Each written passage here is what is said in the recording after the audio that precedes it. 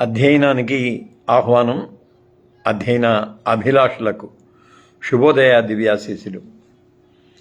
ఈవేళ మనం యోహాను సువార్త తొలి అధ్యాయం 3వ వచనాన్ని విశ్లేషణ చేసుకోబోతూ ఉన్నాం. సమస్తం ఆయన మూలంగా కలిగింది, కలిగి ఉన్నదేది ఆయన లేకుండా కలుగలేదు. ఇది 3వ వచనం. ఇప్పటి వరకు మనం 4 ప్రత్యేక భావనలను లేక 4 ప్రత్యేక సూత్రాలను 1-2 వచనాలలో ప్రతిపాదించుకున్నాం. అనాది అస్తిత్వం, సన్నిధి స్థితి, అవిభాజ్య ఐక్యత, రూప సాక్షాత్కారం. ఇవన్నీ లోగోస్కు అన్వయించి చెప్పుకున్నాం. మళ్ళీ ఒక్కసారి గ్రీకు భావనలోనికి వెళ్ళి వెంటనే వెనక్కి వచ్చేద్దాం.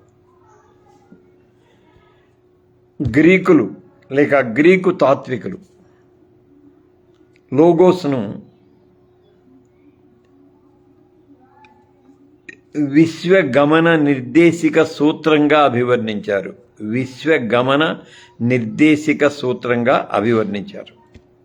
కానీ యోహాను లోగోస్ను దైవ స్వరూప స్థితిగా తొలుత ప్రతిపాదించాడు. దైవ స్వరూప స్థితి అంటే అరూపమైన ఆత్మదైవం యొక్క రూపస్థితిగా, మళ్ళీ ఏకత్వంలో అవిభాజ్యంగా ఇమిడి ఉన్న బహుళ స్థితినిగా, అలాగే ఆ సన్నిధిలో సంపూర్ణ ప్రకటనాధికారాన్ని కలిగిన ఒకే దైవంగా చాలా జాగ్రత్తగా ప్రతిపాదించాడు. ఇప్పుడు 3వ వచనంలోనికి వచ్చేసరికి ఇప్పటిదాకా అదృశ్యాన్ని, అగోచరాన్ని, శక్తిని లేదా మూలాన్ని, వీటన్నింటినీ విశదం చేసిన యోహాను ఒక్కసారి దృశ్యం వైపు మనల్ని తీసుకొని వెళ్తాడు. లైవ్లోకి చేరి వచ్చిన ప్రియ బిడ్డలందరికీ కూడా ఆహ్వానాశీస్సులు అందిస్తున్నాను. బిడ్డ Kavitha Nitla, Ramesh David Nitla and family, అమ్మ ప్రసన్నమ్మ, అలాగే బిడ్డలు వజ్రారావు, వరప్రసాద్, ఆహ్వానాశీస్సులు అందరికీ అందిస్తున్నాను. సో అదృశ్య శక్తి నుంచి ఒకసారి దృశ్య స్థితిలోనికి మనలను తీసుకొని వస్తాడు. సరే, దీన్ని మనం విశ్లేషణ చేసుకునే ముందు ఇక్కడ ఒక గ్రీకు వ్యాకరణ సూత్రాన్ని మనం మనసులో ఉంచుకోవాలి. గ్రీకు వ్యాకరణ సూత్రాన్ని, యోహాను సువార్త వ్యాకరణాన్ని కూడా మనకి నేర్పిస్తూ ఉంది. ఏన్, ఎగెనిటో అనే 2 పదాలను యోహాను వాడతాడు. ఏన్ అనే దాని గురించి ఆ మాట పదే చెబుతాను కాబట్టి మీకు తెలిసి ఉండొచ్చు. ఏన్ ఆర్కే ఏన్ హో లోగోస్, in the beginning was the word. ఏన్ ఎగెనిటో. సరే, ఈ 2 పదాల అర్థాన్ని మనం జాగ్రత్తగా గమనించినట్టయితే, ఏన్ అనేది ఇంపెర్ఫెక్ట్ టెన్స్ అన్నమాట. అంటే నిరంతర నిత్య ఉనికిని సూచించే పదం. ఎగెనిటో అనేది ఆకరిస్టిక్ టర్మ్. అది గతంలో కూడా మనం చెప్పుకున్నాం. సరే, ఇప్పుడు మనకు అర్థమయ్యేటట్టు చెప్పుకుందాం. ఆదియందు వాక్యము ఉండెను. ఏన్, ఆదియందు వాక్యము ఉండెను. అది స్థిర అస్తిత్వాన్ని సూచిస్తుంది. శాశ్వత, స్థిర, నిత్య, నిరంతర అస్తిత్వాన్ని అది చూపిస్తుంది. 3వ వచనంలోనికి వచ్చేసరికి ఆయన ద్వారా అన్నీ కలిగెను అది ఎగినెటో. ఉండెను, కలిగెను. ఉండెను అనేది అది నిత్యత్వం, స్థిరత్వం, శాశ్వత తత్వం, నిరంతర స్థితి. అయితే ఎగినెటో అనే దాని దగ్గరికి వచ్చేసరికి అది ఉద్భవ క్షణాన్ని, ఉద్భవ స్థితిని లేక సంభవ స్థితిని సూచిస్తూ ఉంటుంది. సో యోహాను చాలా జాగ్రత్తగా ఈ 2 పదాలని ఆ మొదటి 3 వచనాల్లో వినియోగించాడు. ఏన్ ఎగెనెటో, ఉండెను, కలిగెను. అది వ్యాకరణానికి సంబంధించింది. ప్రియబిడ్డ మన్నాథ కుమార్, అలాగే బిడ్డ హాను కుమ్మోజ్, వాళ్ళ బిడ్డలకు కూడా ఆహ్వాన ఆశీస్సులు అందిస్తూ ఉన్నాను. ఇంకా సింపుల్గా మనం దీనిని ఆంగ్లంలో చెప్పుకోవాలి అనంటే బీయింగ్, బికమింగ్. బీయింగ్ అంటే ఉండెను లేక ఉన్నది, బికమింగ్ అయినది, కలిగినది. ఈ 2 అర్థాలు ఉంటాయి. ఈ 2 అర్థాలు. బిడ్డ మార్తా ఉమితి బిడ్డకు కూడా ఆహ్వానాశీస్సులు. సో ఈ 2 గుర్తుపెట్టుకోవాలి. ఏన్ ఎగెనెటో నిత్యత్వ స్థితికి సూచనగా ఉండెను, ఉద్భవ అస్తిత్వానికి సూచనగా కలిగెను అనేది. ఇక అక్కడి నుంచి మనం దీన్ని భిన్న కోణాలలో నుంచి విశ్లేషణ చేసుకోవాలి. ఇప్పుడు జస్ట్ తాత్వికతలోనికి వెళ్ళి అక్కడి నుంచి మళ్ళీ వెనక్కి వద్దాం. తాత్వికత ఏంటంటే మనం అంటే మనుషులం, మానవులం, ఆలోచనా జీవులం. బుద్ధిజీవి అనే పదం వాడతారు కదా, నేను అలా అంటలా. ఆలోచనా జీవులం. మనం ఆలోచనా జీవులం. ఆలోచనా జీవులు ఒక ఉనికి యొక్క మూలాన్ని అన్వేషించడానికి, ఆలోచనా జీవులు ఉనికి యొక్క మూలాన్ని అన్వేషించటానికి తొలుత మతాన్ని, తరువాత తాత్వికతను, తరువాత శాస్త్రాన్ని ఆశ్రయిస్తూ వస్తారు. మతము, తాత్వికత, శాస్త్రము, రిలీజియన్, ఫిలాసఫీ అండ్ సైన్స్, ఈ 3ంటిని ఆశ్రయిస్తూ వస్తారు. మళ్ళీ ప్రశ్న ఒక్కటే, దీని ఉనికికి మూలమేమిటి? మీరు గమనించుంటారు, అంటే అందరికీ ఈ అనుభవం ఉండుంటుంది. నేను చాలాసార్లు నా తరువాతి తరాల నుండి, ముఖ్యంగా మా మనవాళ్ళ దగ్గర కూడా ఈ ప్రశ్న వింటూ ఉన్నాను. అసలు ముందు ఎవరు పుట్టారు తాత అని అడుగుతారు. నేను, నువ్వు, మీ నాన్న, మీ తాత, మీ ముత్తాత, వాళ్ళ తాత ఎవరు అసలు అని. అంటే ఉనికి యొక్క మూలాన్వేషణ అనేది ఒక ప్రాథమిక అన్వేషణ అన్నమాట, ప్రాథమికమైన ప్రశ్న అన్నమాట. ఖచ్చితంగా ఆ ప్రశ్నని మనం ఇక్కడ వేసుకోవాలి. యోహాన్ చాలా జాగ్రత్తగా ఏం చెప్పాడంటే ఉనికికి మూలము, ఉనికికి కారణము, ఉనికికి ఆధారము, ఉనికికి మూలము, ఉనికికి కారణము, ఉనికికి ఆధారము వాక్యమైన దేవుడే, లోగోస్. ఇక్కడ మళ్ళీ లోగోస్ అనే మాట వాడిన ప్రతిసారి ఆ 4 భావనల్ని మనం మనసులో ఉంచుకోవాలి. లోగోస్ అనేది జస్ట్ వాక్కు, వర్డ్, లేకపోతే మాట, ఇది కాదు. లోగోస్ అనగానే అనాది అస్తిత్వం, సన్నిధి స్థితి, అవిభాజ్య ఐక్యత, రూప సాక్షాత్కారం, ఇవన్నీ కలిపితే లోగోస్ అన్నమాట. అప్పుడు అదృశ్య శక్తి యొక్క దృశ్య ఆవిష్కరణను పరిచయం చేస్తూ ఆయన ద్వారా సమస్తము కలిగినవి అని అంటాడు. ఇప్పుడు మనం రిలీజియస్ ఆస్పెక్ట్లోకి వెళ్దాం, ఆస్తిక దృక్పథంలోనికి వెళ్దాం అన్నమాట. మనం చెప్పుకున్నాం ఆది యందు ఎన్ఆర్కే అనే పదాలతో సువార్తని ప్రారంభిస్తాడు. అది బెరేషిత్ ఆదిలో అనే ఆదికాండం యొక్క తొలి పదాన్ని ప్రతిబింబింపచేస్తుంది. అలాగా యోహాను ఆదికాండాన్ని మన మనసుల్లోనికి తెరిచి ఉంచుతాడు అని చెప్పుకున్నాం అన్నమాట. మళ్ళీ అక్కడ ఎలా ఉంటుందంటే దైవవాక్యం ద్వారా సృష్టి క్రమం జరిగింది అని ఉంటాడు. వెలుగు కమ్మని పలికెను అంటే దేవవాక్కు ద్వారా ఉద్భవించిన దృశ్య విశ్వము. వయోమర్ ఎలోహిం అంటారు హీబ్రూలో, వయోమర్ ఎలోహిం.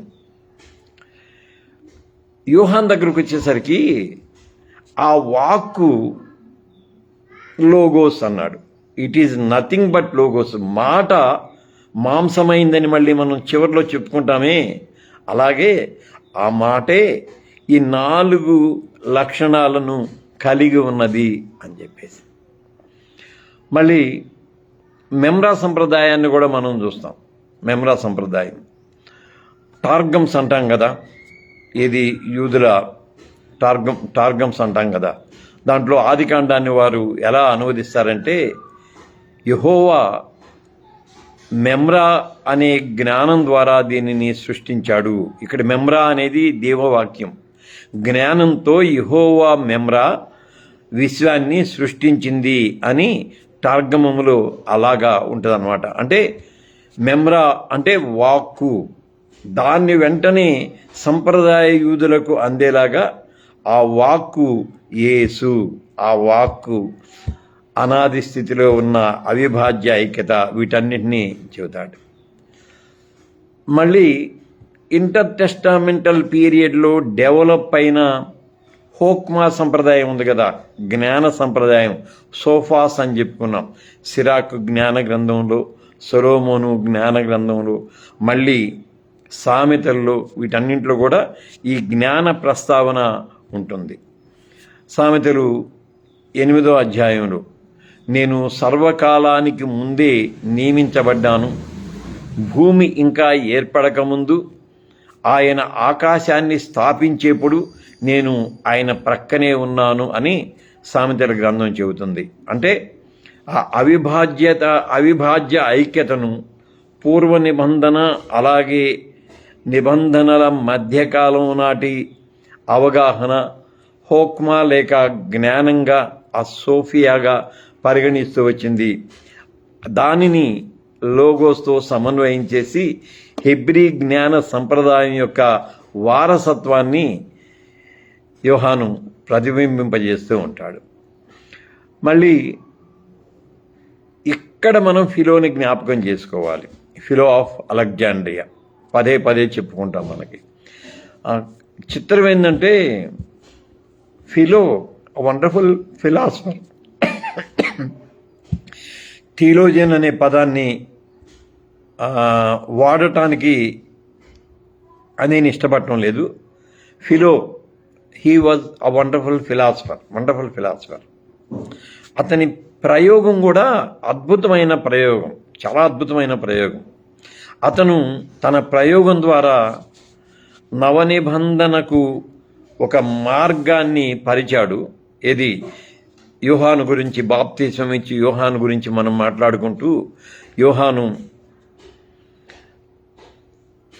మార్గాన్ని సరళం చేశాడు అని. అలాగే నవనిబంధన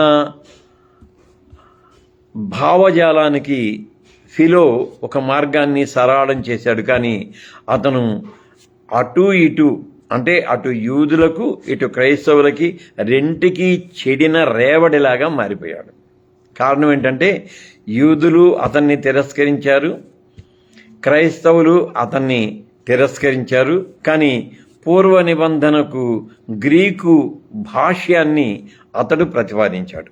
ఫైలో గురించి నేను అంటే అతని గ్రంథాన్ని పూర్తిగా నేను చదవలేదు, అంటే అవసరం పడలేదు కాబట్టి నేను చదవలేదు, సమయం కూడా లేదు కాబట్టి.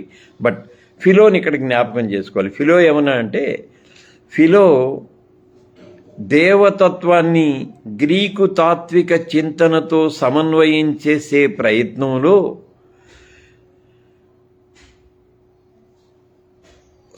స్వరూపానికి స్వభావానికి మధ్య ఒక వారధి ఉంది. స్వరూపానికి స్వభావానికి మధ్య, అంటే స్వభావం అంటే తత్వం, తత్వానికి ఆ తరువాత స్వరూపానికి మధ్య ఒక వారధి ఉంది. అది లోగోస్ అన్నాడు. అది లోగోస్ అన్నాడు అంటే దేవునికి ప్రపంచానికి మధ్య ఉన్న ఒక వారధి లాంటిది అని ఫిలో చెప్పాడు.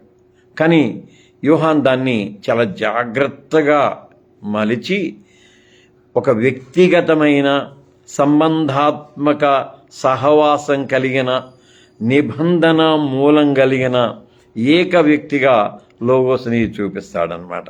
అందుకని ఫిలో లోగోస్ సూత్రం అది ఒక తాత్విక చింతనలాగే ఉంది. కానీ యోహాను లోగోస్ను ఒక వ్యక్తిగా, ఆయన అంటాడు కదా, ఒక వ్యక్తిగా. వ్యక్తి అంటే వ్యక్తి సంధింపబడతాడు, తర్వాత వ్యక్తి సంభాషిస్తాడు. సంధింపబడటం, సంభాషించటం, ఈ రెండు కూడా. అందుకని ఫిలోస్ సూత్రానికి ఒక క్రొత్త భాష్యాన్ని యోహాను చెబుతాడు. ఇప్పుడు మనం ఫిలసాఫికల్ యాంగిల్లోకి వెళ్దాం. మనిషి మూలం అంటే ఉనికిలో ఉన్నదానికి మూలం ఏది అనే ప్రయత్నంలో, ఆ అన్వేషణలో తొలుత మతాన్ని ఆశ్రయిస్తాడు. మతం అంటే అతనికి పరిచయమైన, నేను చెప్పుకున్నాం కదా, అభ్యాస, అదే జనన, అభ్యాస, అనుభవజన్య, ఆచరణాత్మక విశ్వాసం అని చెప్పాం కదా, ఆ పరిధిలోనే మతాన్ని పరిగణలోనికి తీసుకుంటాడు.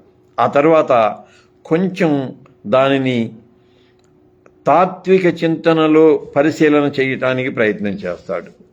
ఇక ఇప్పుడు being and becoming, being and becoming, ఉండెను కలిగెను, ఉండెను కలిగెను. ఇది గ్రీకు తాత్విక చింతనలో చాలా సుదీర్ఘమైన చర్చ నడిచిన పరిస్థితి. ఉండటం, కలగటం, ఇది చాలా తాత్వికమైన చర్చ జరిగింది. 5వ శతాబ్దానికి, అంటే క్రీస్తుపూర్వం 5వ శతాబ్దానికి చెందిన పార్మెనిడెస్ అనే గ్రీకు తత్వవేత్త, అతను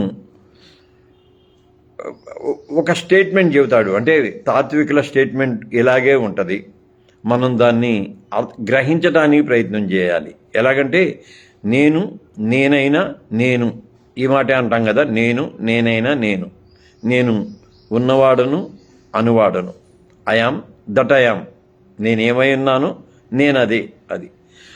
ఆ భావాన్ని, అంటే ఆ భావాన్ని వ్యక్తం చేస్తూ ఉనికిలో ఉన్నదాని మూలాన్ని గురించి చెబుతూ అది ఉంది, అది ఉన్నది, అంతే. ఉన్నది ఉన్నదే, ఏదైతే ఉన్నదో ఉన్నది ఉన్నదే. దాని నిజ అస్తిత్వం మారదు, అది పుట్టదు, అది నశించదు అన్నాడు. ఇది ఉన్నది ఉన్నదే అని చెబుతూ దాని నిజ అస్తిత్వం మారదు, అది పుట్టదు, అది నశించదు.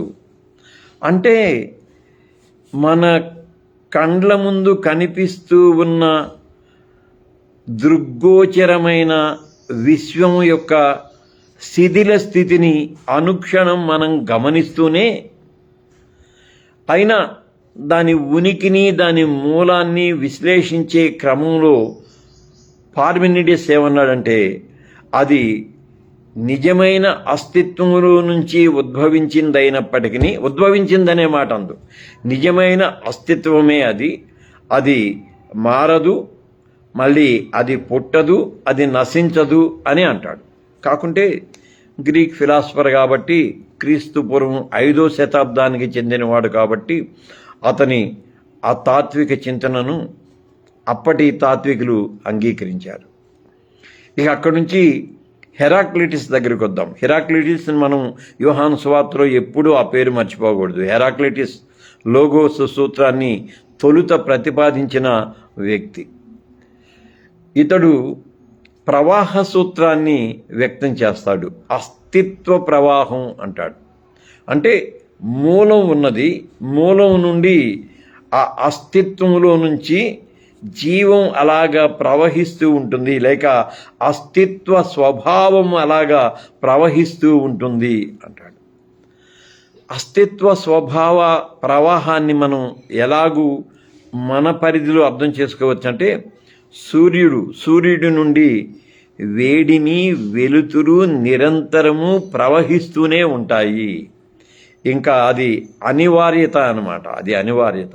సో ఉనికిని గురించి మాట్లాడుతూ, అంటే దృగ్గోచరమైన విశ్వ ఉనికిని, భౌతిక ఉనికిని గురించి మాట్లాడుతూ హెరాక్లిటిస్ ఈ మాట అంటాడు. అది నిత్య అస్తిత్వ ప్రవాహము, నిత్య అస్తిత్వ ప్రవాహము అంటాడు. హెరాక్లిటిస్ తర్వాత ప్లేటో వస్తాడు. ప్లేటో ఈ రెండింటినీ కలుపుతాడు. ఈ రెండింటినీ కలిపి శాశ్వత అస్తిత్వము, మళ్ళీ శాశ్వత అస్తిత్వం యొక్క ప్రతిరూపము అంటాడు. శాశ్వత అస్తిత్వము, శాశ్వత అస్తిత్వం యొక్క ప్రతిరూపము, ఫార్మ్స్ అంటాడు. నీడ లాగనమాట. సో ఇది తాత్విక దృక్పథాన్ని మనం చూస్తే ఉండెను, కలిగెను. ఎందుకు మనం ఇవన్నీ చెబుతున్నామంటే, సరిగ్గా ఈ ప్రపంచంలోనే యోహాను తన సువార్తను రాశాడు. అంటే యోహాను తన సువార్తను ఎఫెసు నుండి రాశాడని మనం నమ్ముతాం. ఎఫెసు చాలా అద్భుతమైన తాత్విక చింతన కలిగిన పట్టణం. సో అక్కడ ఆ ఫిలసాఫికల్ థాట్ అంతా గ్రీక్ మిథాలజీ మీదే ఉన్నది. దానిలో నుంచి ఒక అద్భుతమైన వివరణ క్రీస్తుకు ఆపాదించి, లేక క్రీస్తుని ప్రత్యక్షపరిచి యోహాను రాస్తాడు. అందుకని తప్పకుండా వాటిని మనం ఇది చేయాలి. ఇప్పుడు మళ్ళీ ఇంకొక సూత్రాన్ని కూడా మనం చెప్పుకుందాం. ఇంకా చాలా ఉన్నాయి, నేను ముఖ్యమైనవి మాత్రమే చెబుతున్నాను.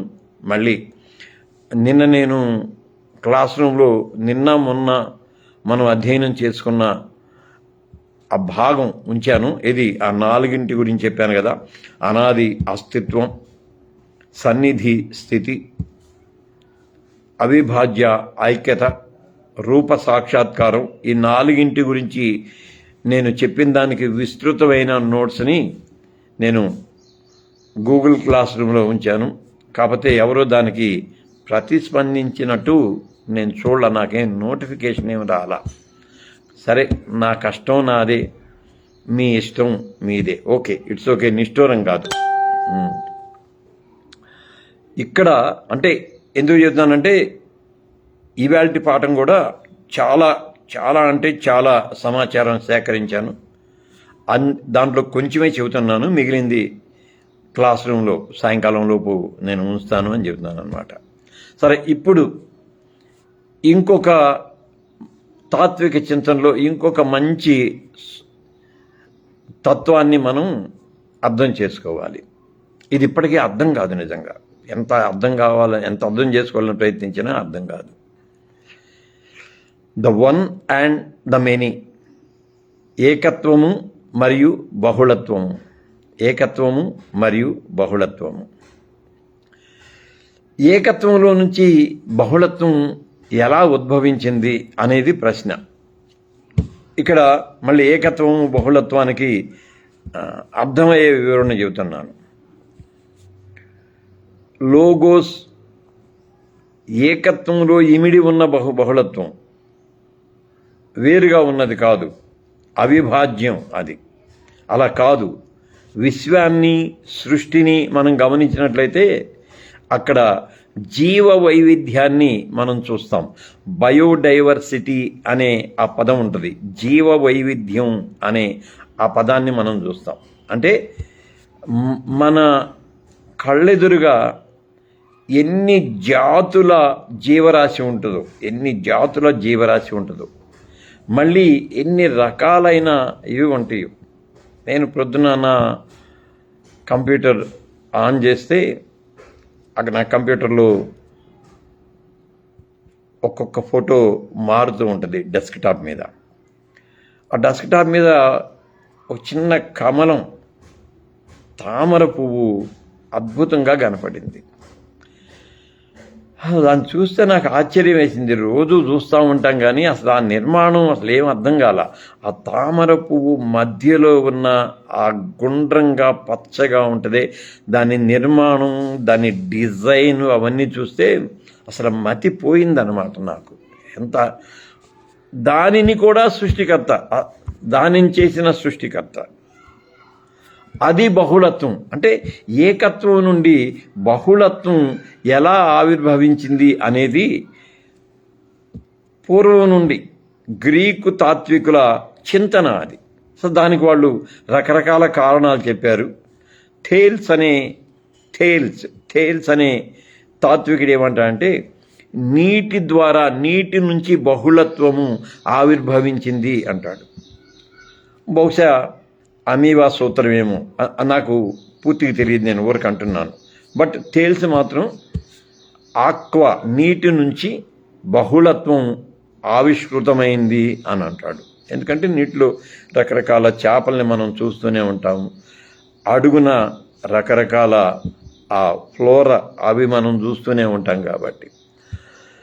అనాక్సిమెనెస్ అనే ఇంకొక తత్వవేత్త ఏమంటాడంటే, వీళ్ళంతా గ్రీకు ఫిలాసఫర్స్, వీళ్ళు ఏమంటారంటే గాలి నుండి బహుళత్వం వచ్చింది, గాలి ద్వారా గాలి నుండి బహుళత్వం వచ్చింది అంటాడు.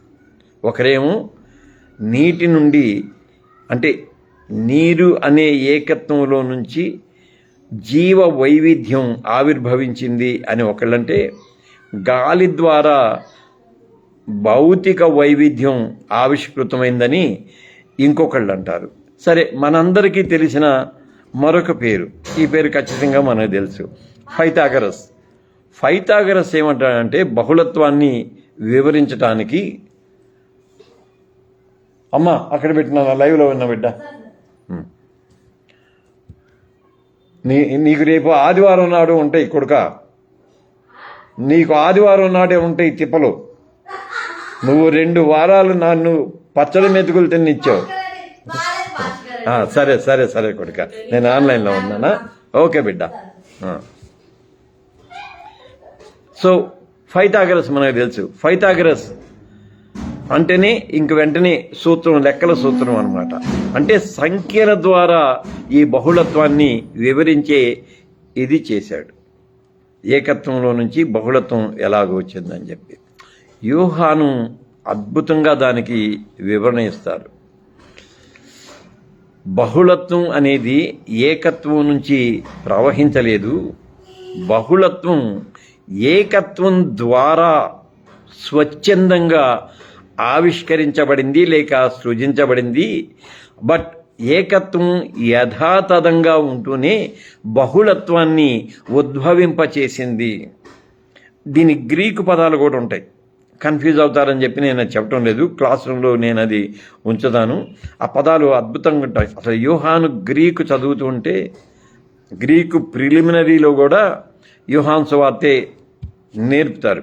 నేను ఫస్ట్ ఇయర్లో ఏసీటీసీలో ఫస్ట్ ఇయర్లో గ్రీక్ ప్రిలిమినరీ చేశాను. దేవుని మహాకృపను మా గురువు గారు వాళ్ళ పుణ్యం ఏంటంటే నేను 93 మార్క్స్తో ఆ గ్రీక్ ప్రిలిమినరీ పాస్ అయ్యాను. కాబట్టి ఇప్పటికీ కొంచెం కనీసం చదవగలుగుతున్నాను, గుర్తుపట్టగలుగుతున్నాను. ఆ పదాలు ఇంకా అర్థాలు మనసులో ఉన్నాయి. అద్భుతమైన పదాలు వాడతారు. ఏమంటారంటే బహుళత్వం ఏకత్వం ద్వారా స్వచ్ఛందంగా సృజించబడింది. ఏకత్వం యథాతథంగానే ఉంటుంది, అయినప్పటికీ అది బహుళత్వాన్ని ఉద్భవింపచేస్తుంది అంటాడు. ఇక అక్కడి నుంచి అరిస్టాటిల్ దగ్గరికి వద్దాం. అరిస్టాటిల్ విశ్వాన్ని గురించి వివరిస్తూ 4 కారణాలను చెబుతాడు. 4 కారణాలను మనకు